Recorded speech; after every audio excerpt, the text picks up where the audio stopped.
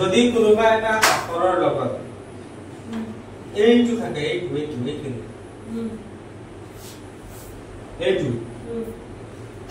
এইটোক আমি কোনোবা আখৰৰ লগত থাকিলে সেইটোক আমি কি বুলি ধৰিম জানানে ছ কি বুলি ধৰিম ছ বুলি ধৰিম দ্বিতীয় ছ যেনেকে তেনেকে ধৰিম কোনোবা আখৰৰ লগত যোগ হৈ থাকিলে এটোক আমি কি বুলি ধৰিম ছ তেতিয়া হলে এটো যদি আমি পঢ়ো তেতিয়া কেনেকে হ'ব প ৰ বিসিকাৰে ৰি ছ কি হ'ব পৰিস প ৰ বিসিকাৰে ৰি ছ পৰিস তাৰ পিছত কথাকাৰে কা ৰ পৰিষ্কাৰ কি হ'ব পৰিষ্কাৰ ঠিক আছে ধৰে এনেকে যদি ধৰো আকৌ এইটো যদি আৰু এটা বুজাই দি আছো এইটো যদি হৰ লগত থাকে কাৰ লগত হৰ লগত থাকিলে এইটো সব তেতিয়া এইটো ওপৰটো কি ধৰিম ছ আৰু তলত কি আছে আমি হ বুলি নধৰো ইয়াক আমি এইটো লগত থাকাৰ কাৰণে এইটো কি হৈ যাব জানানে হ হৈ যাব দ্বিতীয় দন্ত থ এইটো কি ধৰিব লাগিব দন্ত থ ওপৰটো ছ এইখিনি ধৰা তাৰ পিছত কথাকাৰে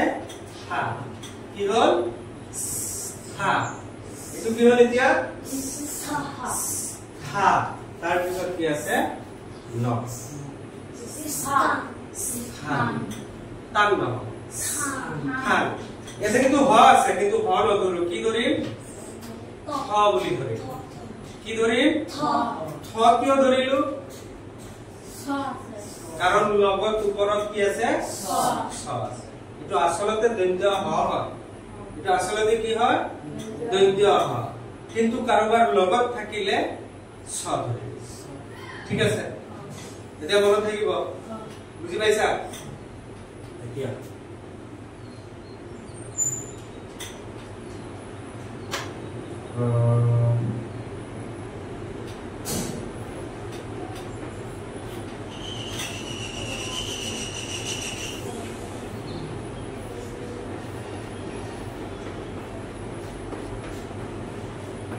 যুক্তাক্ষৰ নথকা এটি হলো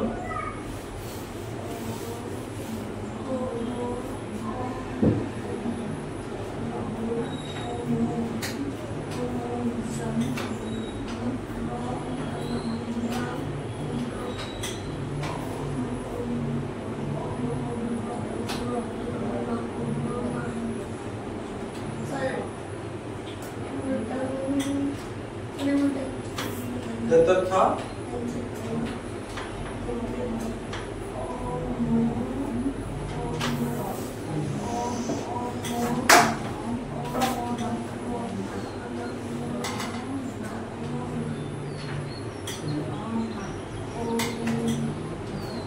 একেবাৰে সহজ ফাৰ্ষ্টত কি আছে অ আমি হাতত ধৰো এতিয়া হাতত কি ধৰো মনত ৰাখিব কি কৈছো তাৰ পিছত কি আছে আগত কি আছে এতিয়া কি থম কি হ'ব এতিয়া অম কি হ'ব অম তাৰ পিছত কি আছে এতিয়া অম আগত আছে তাৰ লগত অম ইয়াৰ লগত ৰ লগা কি হ'ব অমৰ ৰ তাৰ পিছত কি আছে না তাৰ পিছত কি আছে না আগত কি আছিল অমৰ ৰ আগত কি আছিল অমৰ ৰ এতিয়া কি হ'ল না এতিয়া অমৰ ৰ তাৰ লগত না লগাই দিলো হাতত থৈ দিলো জোৰা লগালো এতিয়া কি হ'ল অমৰ না হয় না তাৰ পিছত কি আছে অমৰনাথ কি হ'ব লাষ্টৰটো থাকিলে লাষ্টত যেটো থাকিব হেতু কি হ'ব আকি যাব নাথ থ বুলি ক'ব নোৱাৰা নাথ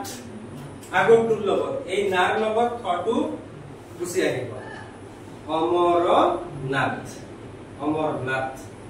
কি হ'ল অমৰনাথ এতিয়া বুজি পাইছা এটো সিম্পল আকৌ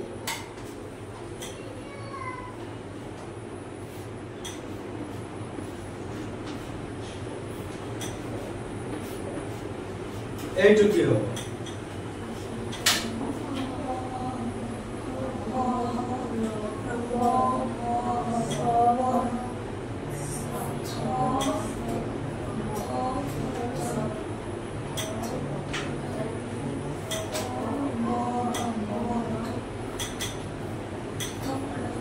ফাৰ্ষ্টত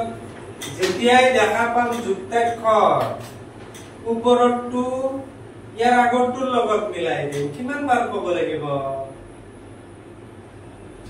যুক্তাক্ষৰ থাকিলে ওপৰৰটো যুক্তাক্ষৰত থকা ওপৰৰটো তাৰ আগৰটোৰ লগত মিলাই দিব লাগিব তাৰ পিছৰটো তলৰটো আকাৰ ইকাৰৰ লগত পিছৰটোৰ লগত কিমান বাৰ ক'ব ক ব কব এতিয়া ৰৰ লগত এই ছটো ধৰিব লাগিব ৰস ৰ ছ ৰস কব ৰস হতাকাৰে থা ন খান কব ৰস খান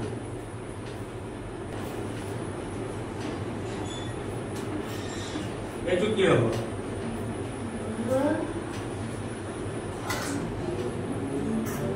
এতিয়া কি হ'ব লগত যাবটো কি এটো কাৰ লগত কৰিব লাগিব